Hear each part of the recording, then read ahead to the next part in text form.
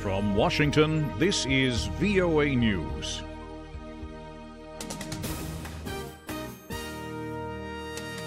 I'm Jonathan Smith reporting.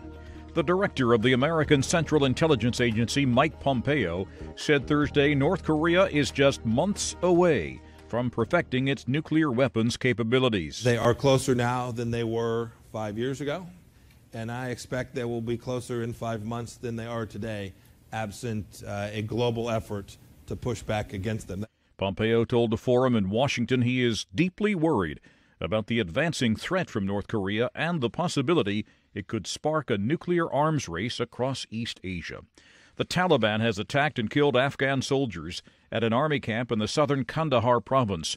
Waziri is a spokesman for the defense ministry. The enemies of our country attacked one of our camps in Maiwan district.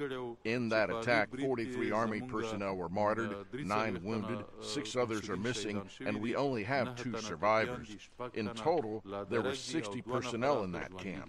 All the vehicles and equipment have been destroyed in the camp. Wazir said the attack late on Wednesday involved 2 suicide car bombs and set off hours of fighting. Spanish Prime Minister Mario Rajoy's office said there will be a special cabinet meeting Saturday to talk about an article of Spain's constitution that gives the government the power to take away some or all of its autonomy. Hours earlier, Catalonia's leader, Charles Puigdemont, said the Catalan parliament will go forward with the vote on independence if the Spanish government does not engage in dialogue and follows through on its threat to strip the region of its autonomy. This is VOA News. Puerto Rico's Governor Ricardo Rossello asked President Trump on Thursday for equal treatment for the hurricane-devastated island, repeatedly reminding him that Puerto Ricans are U.S. citizens. I am confident that with your commitment, with your support, Mr. President, with your team's support, we will be able to come out of this in the long haul, together with Puerto Rico, give the U.S. citizens of Puerto Rico the adequate resources, treat us the same as citizens in Texas, in Florida, and elsewhere. We will come out of this stronger. The two met at the White House, Trump defending the federal government's response to the devastation left a month ago by Hurricane Maria. He said the government should get a 10 on a scale of 1 to 10.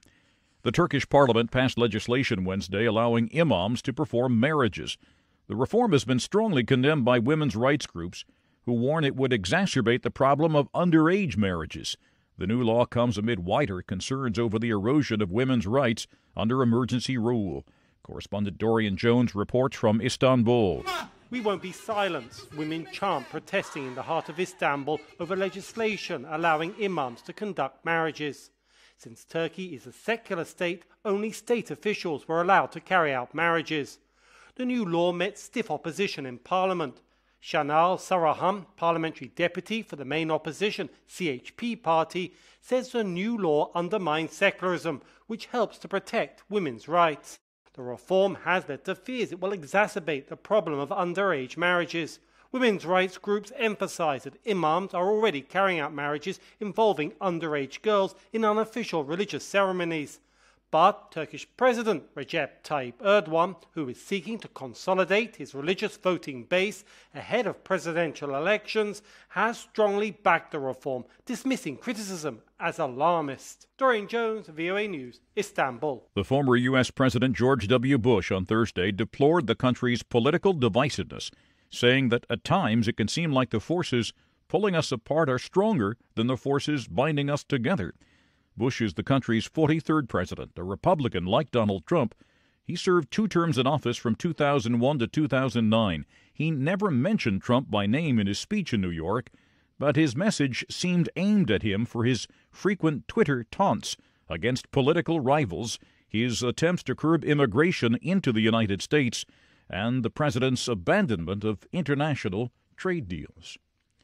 There's more on these and other late-breaking and developing stories from around the world around the clock at voanews.com and on the VOA News mobile app. I'm Jonathan Smith reporting from the world headquarters of the Voice of America in Washington. That's the latest world news from VOA.